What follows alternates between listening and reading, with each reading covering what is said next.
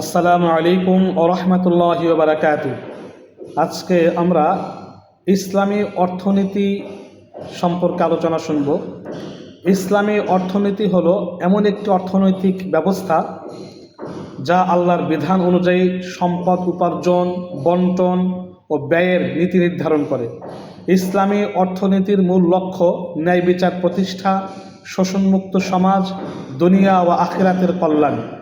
ইসলামী অর্থনীতির মূল ভিত্তি হল সম্পদের প্রকৃত মালিক হলেন একমাত্র আল্লাহ, এবং কোরআনে কারিমে আল্লাহ পাক বলেছেন, ওয়াআতুহুম মিম্মা লিল্লাহিল্লাযী আতাকুম। অতএব আল্লাহ পাক বলেন, যে সম্পদ তোমাদেরকে দিয়েছেন তা থেকে গরিবদের দাও, গরিবদের দান করো। অর্থাৎ ইসলামী অর্থনীতির প্রধান উদ্দেশ্য হচ্ছে মানব কল্যাণ। তাই তো মহানবী সাল্লাল্লাহু আলাইহি ওয়াসাল্লাম মানব কল্যাণে সার্বজনীন অর্থ ব্যবস্থা কায়েম করে সুখী সমৃদ্ধি রাষ্ট্র গঠন করেছিলেন।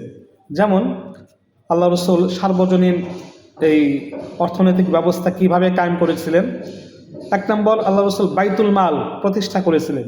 ইসলামের প্রাথমিক যুগে ইসলামী শরিয়ার ভিত্তিতে পরিচালিত আধুনিক কালের ন্যায় প্রাতিষ্ঠানিকভাবে কোনো ব্যাংকের অস্তিত্ব তখন ছিল না, কিন্তু মুসলমানগণ ইত্যাদি ইসলামী পদ্ধতিতে নিজস্ব আর্থিক প্রতিষ্ঠান গড়ে তুলেছিলেন।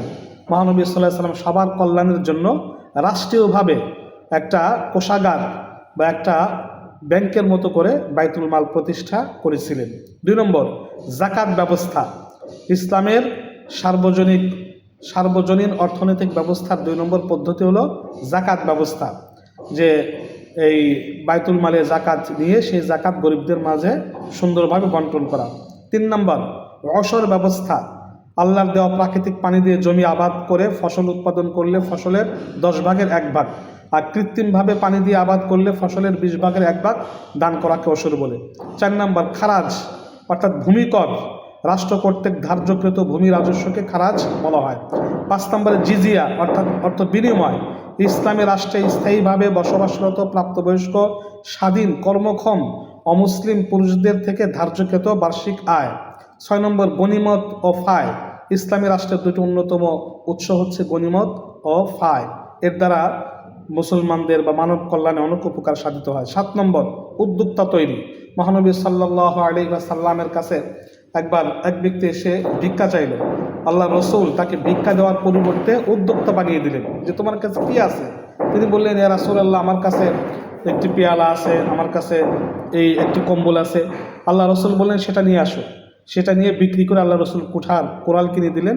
সে নিজেই গাছ কেটে লাকড়ি কেটে এইভাবে তিনি নিজেই প্রতিষ্ঠিত হয়েছিলেন। 8 নম্বর, ব্যবসা বাণিজ্য। মহানবী সাল্লাল্লাহু আলাইহি ওয়াসাল্লাম বলেন যে ব্যবসার মধ্যে বরকত এমনভাবে রয়েছে যে রিজিকের 10 ভাগের 9 ভাগই ব্যবসা বাণিজ্যের মধ্যে উত্তম বরকত রয়েছে। 1 ভাগ হলো চাকরির মধ্যে। 9 নম্বর, কাফারা। কোনো অবাঞ্ছিত কাজ বা পাপ কর্ম হয়ে গেলে সে পাপ স্খলনের জন্য যে কাজ করতে হয় তাকে কাফারা বলে। এর দ্বারা মানব কল্যাণে কাজ করেছেন। 10 নম্বর, ফিদিয়ার মাধ্যমে আল্লাহ রসুল মানব কল্যাণে কাজ করেছেন। 11 নম্বর, মহর। বিবাহের জন্য স্বামী স্ত্রীকে যে অর্থ দান করে তাকে মহর বলে। এটাও ইসলামী অর্থনীতির একটা অন্যতম ব্যবস্থা।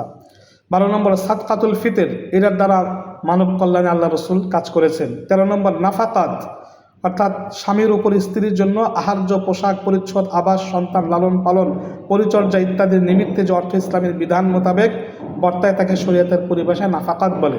এটার দ্বারাও কাজ হয়েছে। 14 নম্বর, উজহাইয়া। কোরবানির দ্বারা ইসলামী অর্থ ব্যবস্থায় কাজ হয়েছে গরিবদের কল্যাণে।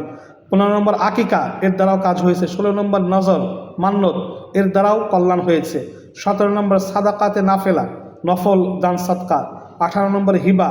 যদি কোনো সম্পত্তি কোনো প্রতিষ্ঠান গ্রহণ ব্যতি রেখে সাথে সাথে গ্রহীতাকে স্থানান্তর করা হয় তাহলে তাকে হিবা বলে। এর দ্বারাও কল্যাণকর কাজ হয়েছে। 19 নম্বর, অক্ফ। সদকা জারিয়ার মধ্যে সর্বশ্রেষ্ঠ সর্বপ্রধান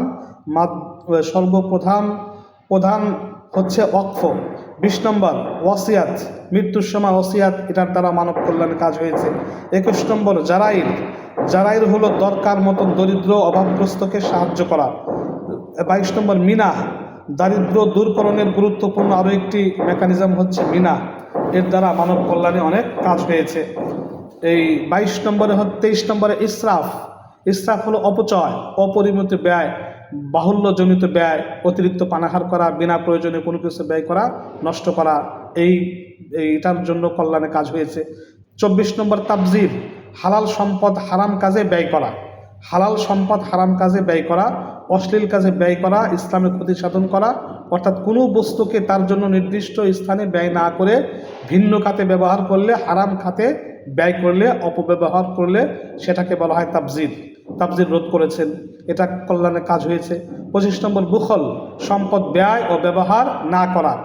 26 নম্বর কর্জে হাসানা, এটার দ্বারা মানব কল্যাণে অনেক কাজ হয়েছে। 27 নম্বর দান দক্ষিণা, এ জাতীয় সম্পদের মালিক হওয়া যায় নিজস্ব পারিবারিক খরচ মিটিয়ে, এবং ব্যবসায় বিনিয়োগের পরও যদি উদ্বৃত্ত অর্থ থাকে তবে তা থেকে দান করা উত্তম। 28 নম্বর সুদ প্রথার বিলুপ্তি। 29 নম্বর অপব্যয় নিষিদ্ধকরণ। 30 নম্বর সম্পদের সুষম বন্টন। 31 নম্বর কালালা। কালালা হচ্ছে সে ব্যক্তি যার কোনো সন্তান নেই এবং বাপ দাদাও জীবিত নেই, এই সম্পদ দ্বারা মানব কল্যাণে কাজ করা হয়েছে। 32 নম্বর ভূমি নীতি, এর দ্বারা মানব কল্যাণে কাজ করা হয়েছে। 33 নম্বর দিয়াতের মাধ্যমে মানব কল্যাণে অনেক কাজ করা হয়েছে। এইভাবে 33 নম্বর। 35 নম্বর দারাইব, যুদ্ধ ব্যবস্থা, দুর্ভিক্ষ অবস্থা, জনকল্যাণ এবং জনগণের বেকারত্ব দূর করার জন্য জাকাত সাদকা ছাড়াও আরও কিছু যে কর সরকারের তরফ থেকে ধার্য করা হয় সেটাকে দারাইব বলে। দারাইব, এর দ্বারাও কল্যাণে কাজ করা হয়েছে। 35 নম্বর আশুর, ব্যবসায়ীদের নিকট থেকে পণ্যের উপরে নির্ধারিত হারে কাস্টম শুল্ক আদায়ের পদ্ধতিতে আশুর বলা হয়। 36 নম্বর আরিয়াত, অর্থনৈতিক ব্যবস্থায় আরিয়াতের উল্লেখযোগ্য স্থান রয়েছে, এর দ্বারা মানব কল্যাণে কাজ করা হয়েছে। 37 নম্বর আল ফারায়েজ, এর দ্বারাও ইসলামী উত্তরাধিকার আইন সম্পদ দ্বারা মানব কল্যাণে কাজ করা হয়েছে। এইভাবে বিভিন্নভাবে মানব কল্যাণে কাজ করা হয়েছে। ইসলামের অর্থনীতির রূপরেখা কেমন হবে?